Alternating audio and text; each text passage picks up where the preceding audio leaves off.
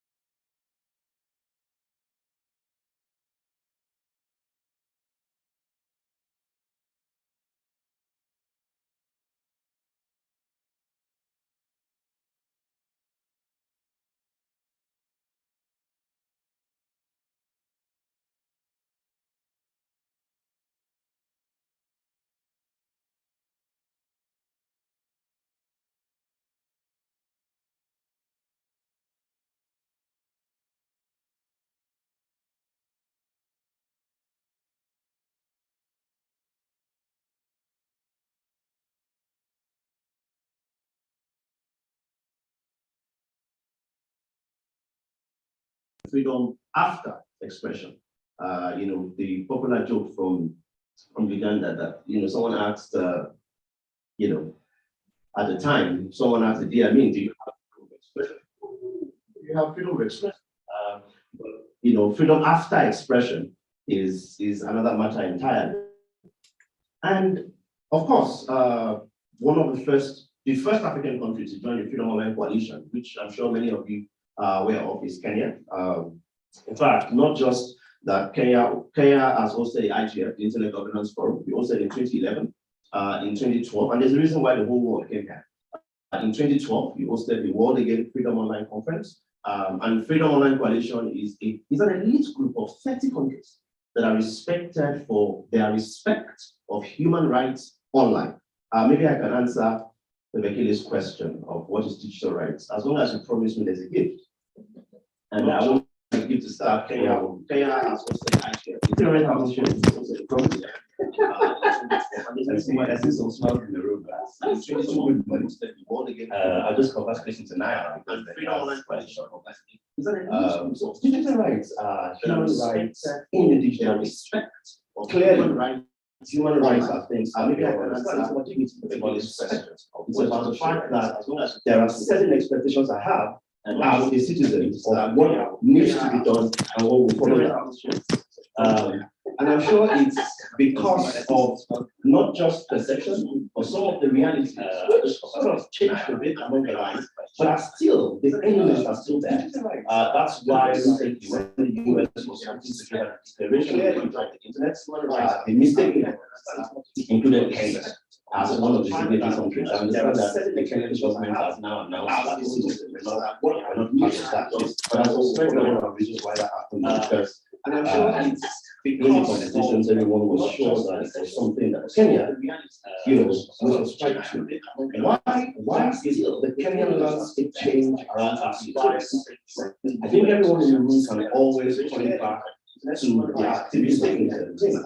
And this is one of the things we need to understand when we discuss digital rights on the continent.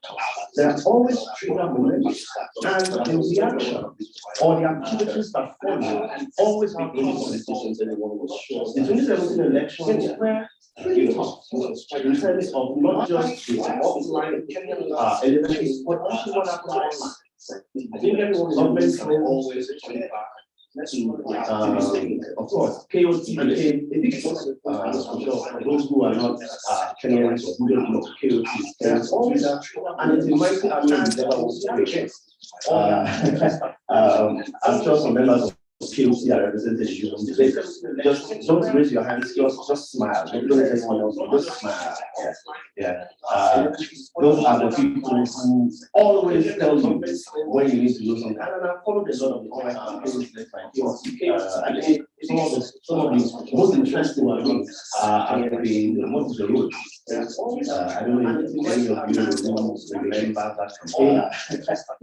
Was quite a while. But the reason why 2017 is pivotal is because the reaction to what used to be a pretty always standard was that we began to have a scenario where government institutions began to use, well, one of the government institutions began to use morality to define what should be allowed online. But the reason why I think in 2017 continue to change one of the acts of the human resources here.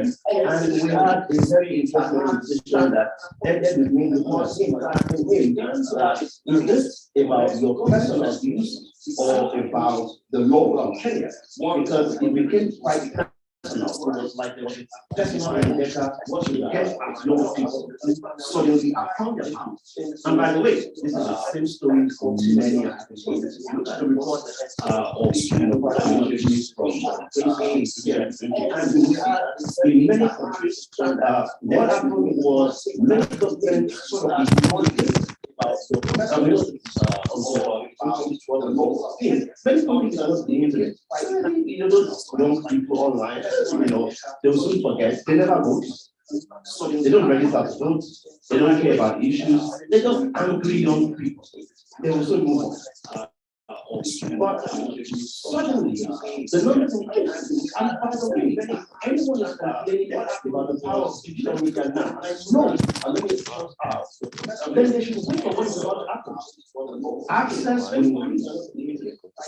Internet penetration will improve. Devices will become channels. And when that happens, the online camera issues, then the opportunity will increase. And I'll speak to that in a moment. But to say that what we just here in Kenya that it's turned around like that, the power of the internet was discovered, and there were many government institutions that were afraid of what they can't control. In fact, in many countries, Nigeria, Ethiopia, Cameroon, sometime between 2017 and 2019, there were specific laws that were crafted by government representatives, by members of parliament to curtail the power of young people online. Of course, you can be sure that we're hidden behind certain names. They were called hate speech laws. In your case in Kenya, you remember 2018 conversations around the computer misuse aspect. It was supposed to be about computer misuse, but many people knew that many of the cybercrime laws were not really about crime. They were about Muslim voices that were considered not just from opposition, because it's easy, it's politics. If I mean, a particular political party, you're in another party, you're in opposition, but the definition of opposition changed for you in Kenya.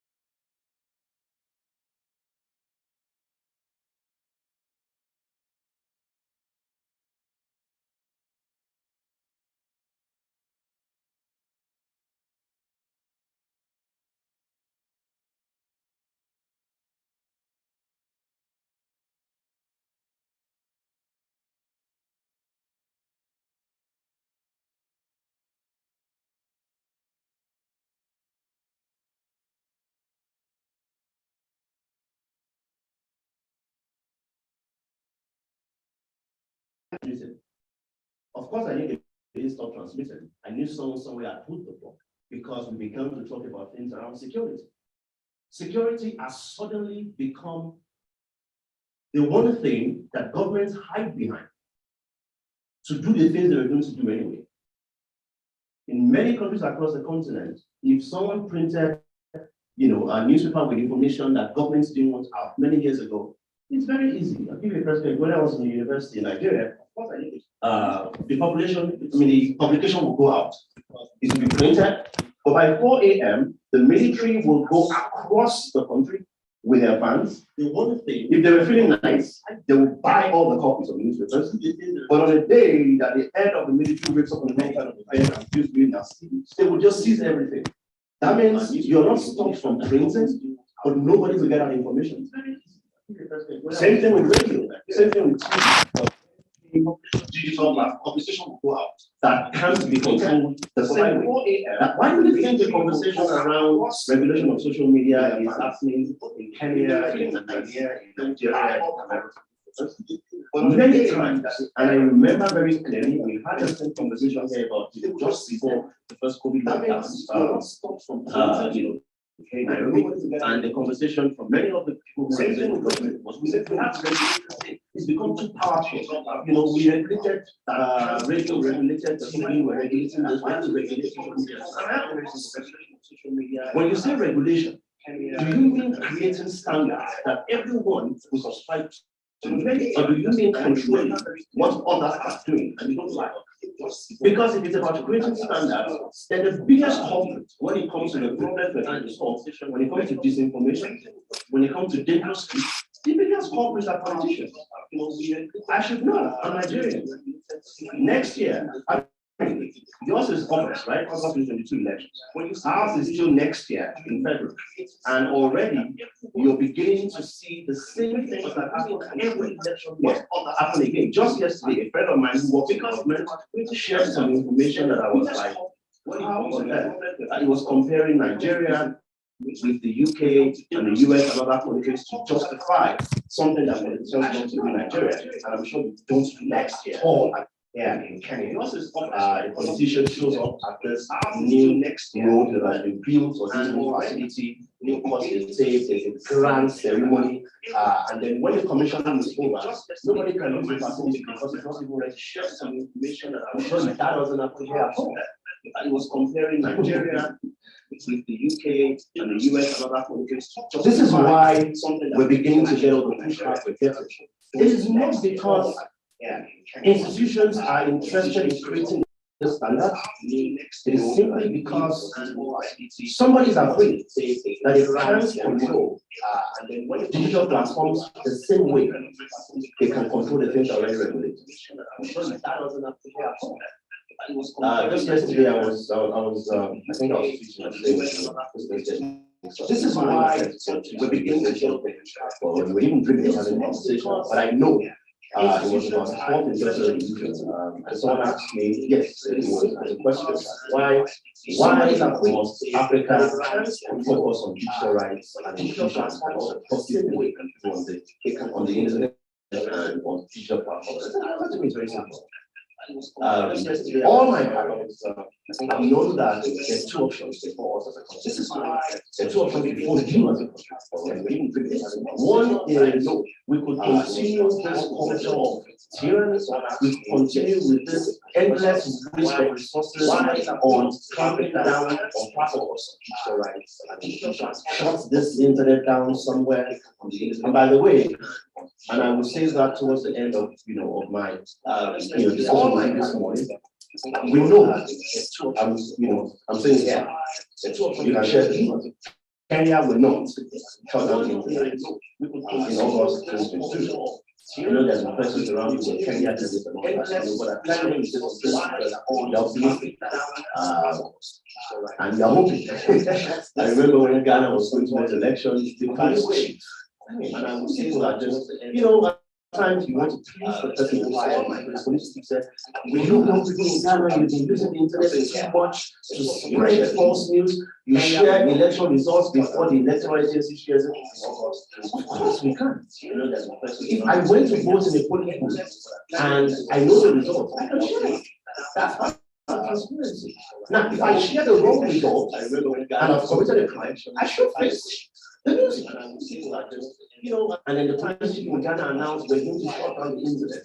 And the whole world was like, wait a second, Ghana? That's unlike you. By the way, Ghana and Kenya are the only two African members of the Freedom of Rights Coalition.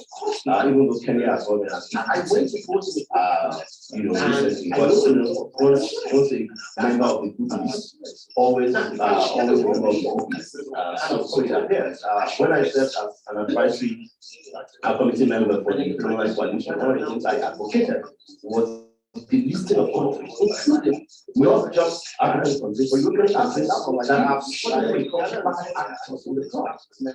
Just a few weeks ago, Belgium announced, so many of you have heard the legislation, but Belgium announced a proposed legislation that would mean that signal would become legal.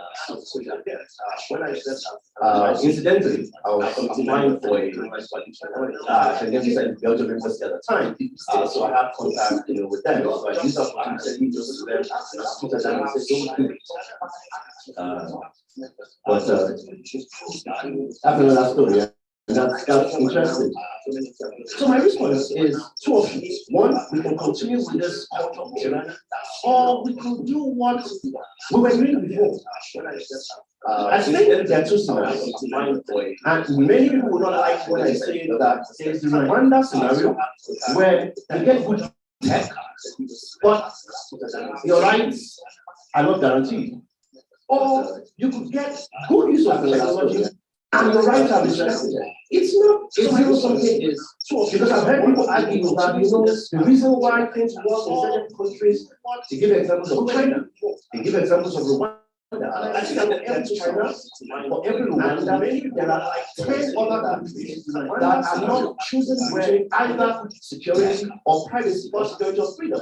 It is a false dichotomy that you either have to be secure or in fact, security itself is a requirement to know such that freedom itself is a requirement for security. So, when we're talking about all of these things in terms of the first industrial revolution, second industrial revolution, third industrial revolution, when you listen to the stories and you imagine how Africa is going to operate, you wonder why it appears what we're so focused on, even as we don't talk about the fourth industrial revolution, is missing the opportunity.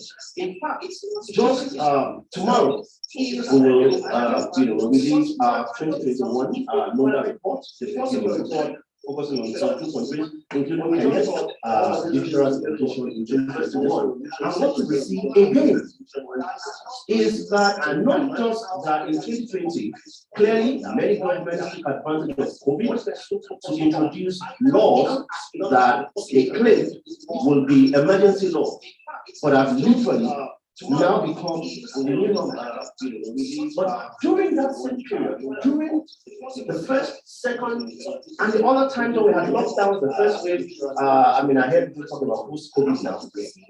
We're not yet in the post-COVID. I got an alarm from the intro 2 days ago. I don't know maybe I subscribed to the intro or WhatsApp. I'm subscribed, and I got an alarm. And the first thing I did was, thank God, maybe they're about to announce that it's all over. And then it was just a reminder of the things we need to continue to do. During this same period, we realized the power of digital. None of the same governments that are clamping down on digital platforms communicate with citizens without digital platforms, without technology.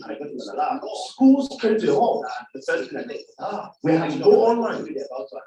Even though when you talk of inclusion, during that period, there are children who will not recover very soon from the 6 months of no education because the government failed to connect them digitally. And many of these governments were announced. Practical examples. One of the forefront advocates for schools online was Uganda. But the reality on the ground in Uganda was that the majority of the students were not connected. But many of the government officials were on Zoom. I was one of the conversations with the leaders of the government, and the Uganda representative kept talking about how all of the young people in Uganda are now schooling online. And my colleague from Uganda and I were exchanging messages that which Uganda? Maybe there's another Uganda that we don't know about. Schools online, education, relationships. There were people who didn't make it home just in time for the lockdowns. And you have to start doing Zoom calls and all that. And Zoom became a verb. In fact, literally, we got new set of clothes. People will be on the call, you could tell from their waist up, they were well dressed, but you could tell which bottoms, slippers, and shorts, or whatever. It got so good. I don't know if anybody ever saw the picture. There was a popular picture of a guy who, just as the lockdowns were lifted, he went for his graduation ceremony, and he was in his pajamas, and then put on the graduation gown on his pajamas. And I said, this is a very, very good example of what COVID has taught us. But unfortunately, we're not learning the lessons of how important digital is. It got so good from data protection to freedom of expression online to just as the legal surveillance. It is important for Kenya to, and I say this categorically, retrace on its pictures. And I say this because you can tell, look at any of the metrics, apart from, of course, the propaganda that comes from State House in terms of freedom in Kenya. Check every other metric. 2018 was the time when things stopped. Look at the pain report, look at the statistics report is important. Freedom House report, and because Freedom House is numbers, you can even see, and I said this at free 2016, free 2017, 2018, partly free. The number got stopped, went up by 1 point, and then 2021 dropped 1 point. Check every other, and the reasons are obvious. Because instead of discussing standards for regulation, we're beginning to talk about individuals bringing public morality and security, national security, which is, by the way, one of the most used phrases. But across the country, in Africa, of course not. In many cases, by the way, when people say national security, they simply mean regime protection. Not for your security, but for our own protection. Elections have clearly become an excuse for clampdowns. But we trust that these 5 things will happen in Kenya. Number 1, like I said earlier, we trust that Kenya will join the list of countries that will demonstrate it is possible to have elections. It is possible to have difficult conversations during elections and not throttle, shut down, or clamp down on the internet during elections. The second is we must have difficult conversations around digital arms. We talk about disinformation, we talk about dangerous speech, we talk about online gender-based violence, and we talk about creating standards. Not regulation for the sake of clamping down, but creating standards. Respecting the Data Protection Commission. You set an example with the October 14, 2019, when the High Court called the Duma number case process illegal. Many countries have failed to learn from that. My own country is still pushing ahead with collecting millions of biometric information before getting data protection legislation. In fact, Nigeria has even perfected the act of playing this game. The country has now created a data protection bureau by executive fiat, which is, some people argue maybe it's the way to go, but we claim it's not the way to go, because if a data protection commission is not independent, then you can be sure nothing is going to happen. The 4th is to maximize opportunity of the good example in tech. I wrote something here, unlike the neighbor with a benevolent dictator. But I always say this, Rwanda is not the model for digital. It may be for infrastructure, but it's not for rights. And it is not a zero-sum game. It is not either good tech or bad rights. Both are possible, and we've seen them in many places. It's about standards and not about clampdowns. And as we continue with this conversation, I look forward to listening to the conversations on the panel about inclusion, about rights. And I trust that, as we conclude these conversations, yes, there's still Somalia postponed because of the elections, but this is literally the last of these conversations in 17 countries on this topic of a digitally inclusive and rights respect in Africa. And I trust that in our conversations today, we will be open. It's not about a panel sitting here and telling us what they think, but it's about all of us having some of the difficult conversations. And I think this is important, because if we don't have those difficult conversations, if we don't talk about how do we stop the problems that governments are trying to fight online, which have suddenly become the excuse for them to clamp down. If we don't have those conversations, then we'll be forced to stay in reactive mode. Reactive mode is when everything we do is fighting fires, creating campaigns when problems have been created. Thank you for having me, and I look forward to the conversation today. And once again, Asante Sana, Kwaheri.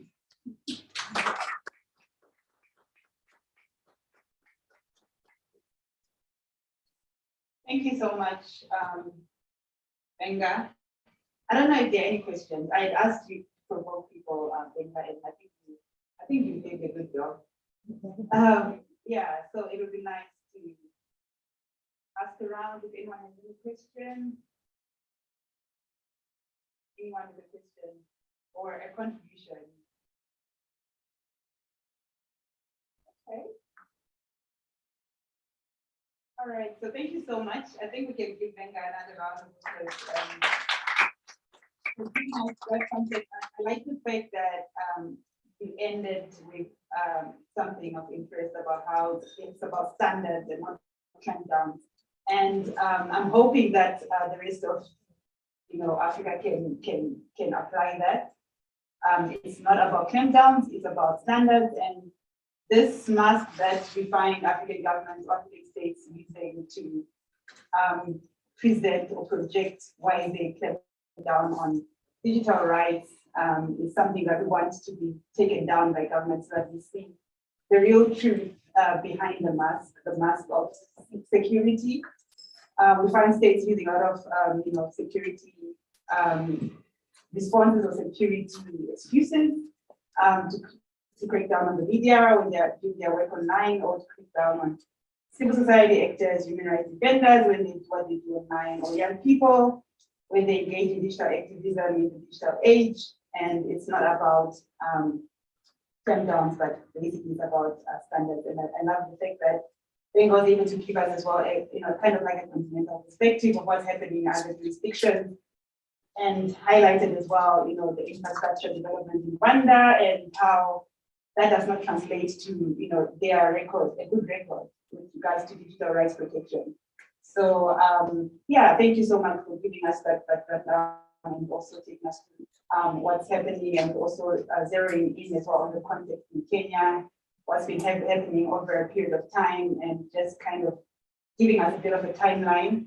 And yeah, Kenya is doing well in some aspects, but definitely, I think you kind of touched as well on the gaps. And I think as we continue with these conversations, we can really think about it and think about how we can improve the landscape. And very soon we'll be getting to hear more about the legislative and policy frameworks in Kenya. So before we do that, I think team's ready. I'll invite you all to just step out and grab a cup of coffee, say hi to somebody, possibly someone you've not seen in a bit of a while, or connect to someone you're meeting for the first time.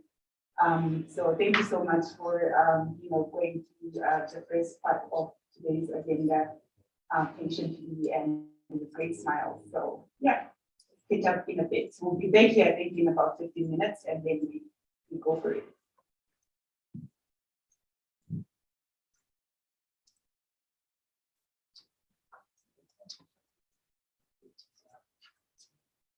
Yes.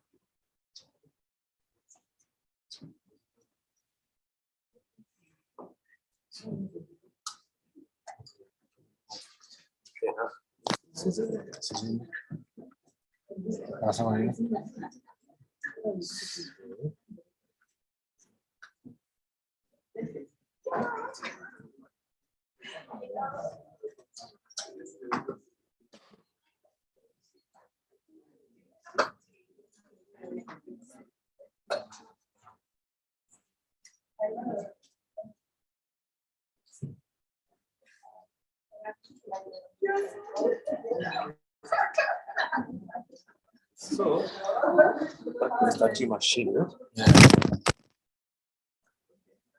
When you want to end a live, don't restart it. It's the audio. It take time. So, interrupted.